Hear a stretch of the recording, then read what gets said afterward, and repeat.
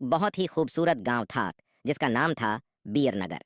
यहाँ सभी लोग बहुत खुशी खुशी से रहा करते थे। गांव में सभी कुछ अच्छा चल रहा था। और इसी बीच अमेरिका से एक फैमिली अपने पुश्तैनी घर में रहने आती है। उस परिवार में पति पत्नी और उनका छोटा सा बेटा थे जो अपने हवेली में रहने आए थे। सभी के आते ही गांव वालों में खुशी की लहर दौड़ पड़ी, क्योंकि यह फैमिली कोई और नहीं बल्कि इसी गांव में रहने वाले एक पुराने जमींदार की थी। और गांव वाले उनकी बहुत इज्जत करते थे। सब कुछ ठीक चल रहा था, लेकिन अचानक एक दिन इस परिवार के बच्चे की तबीयत अचानक बिगड़ने लगती है। सभी को लगता है मौसम का परिवर्तन हुआ होगा, लेकिन बात तो कुछ और ही थी। धीरे धीरे लड़के का चेहरा नीला पड़ने लगा। आनन फानन में परिवार ने डॉक्टर को बुलाया और डॉक्टर को भी कुछ समझ नहीं आया, तो उसने पास में ही बने एक हॉस्पिटल में उन्हें स्वास्थ्य परीक्षण के लिए आमंत्रित किया ताकि बच्चे की बीमारी का पता लगाया जा सके। परिवार ने डॉक्टर की सलाह अनुसार हॉस्पिटल जाना जरूरी समझा। सारे परीक्षण होने के बाद भी कुछ नहीं हासिल हुआ। जैसे ही सारा परिवार गांव पहुंचा तो गांव के कुछ बुजुर्गों ने बच्चे की हालत देखकर उन्हें ओझा के पास जाने को कहा। आज भी गांवों में पुराने रीति रिवाज के अनुसार झाड़ फूंक करके इलाज करने की प्रथा कायम है। परिवार सभी सदस्य बच्चे के लिए ओझा के पास भी जाने को तैयार हो गए। गांव के पास ही पहाड़ी में एक बाबा रहते थे जो कि काली विद्या में भी माहिर थे।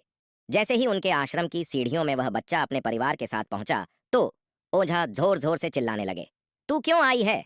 इतने बरसों के बाद भी तेरा बदला शांत नहीं हुआ। यह सब सुनकर बच्चे के माता पिता और गांव वाले दहशत में आ गए। उन्हें समझ नहीं आया कि बाबा को इतना क्रोध क्यों आ रहा है, जबकि उन्हें अभी तक कोई बात बताई नहीं गई। लेकिन बाबा तो काली माया में पारंगत थे। इस वजह से उन्हें रूहानी ताकतों को पहचानना आता था। सभी लोगों ने आश्रम में प्रवेश किया, लेकिन बाबा ने केवल उस बच्चे को पास आने को कहा। बच्चे की हालत बहुत ही खराब थी। उसकी आंखें लाल हो चुकी थीं, उसका शरीर नीला दिखाई पड़ रहा था और उसके शरीर का तापमान आम बुखार से कहीं ज्यादा था। ओझा ने विभूति उठाकर के बच्चे के मुंह पर फेंका। बच्चा जमीन पर लेट गया और जोर जोर से हाथ पैर हिलाने लगा। किसी को कुछ नहीं समझा रहा था कि बाबा की विभूति से क्या चमत्कार हुआ कि बच्चा अपने आप जमीन पर लेटकर ऐसी हरकतें करने लगा।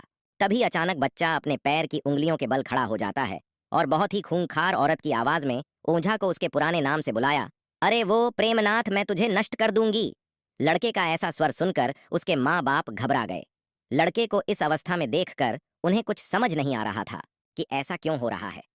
तभी ओझा ने एक मंत्र पढ़कर बच्चे को अपने काबू में किया। सारे गांव वाले ओझा से पूछने लग, बाबा ये सब क्या है? यह बच्चा ऐसा क्यों कर रहा है? तभी ओझा ने बताया कि इसके अंदर कोई चुड़ैल आ चुकी है जो कि आज 70 साल पहले चोरी के आरोप में जिंदा जला दी गई थी। उसे ऐसी सजा देने वाले कोई और नहीं बल्कि इसी बच्चे के दादाजी थे। और वह चुड़ैल अपना बदला लेने इसलिए आई है क्योंकि वह गर्भवती अवस्था में जिंदा जली थी और उसके कोख में पल रहा मासूम बच्चा भी जल गया। इसी वजह से वह उस वंश बच्चे को भी दर्दनाक मौत देना चाहती है ताकि उसका बदला पूरा हो सके।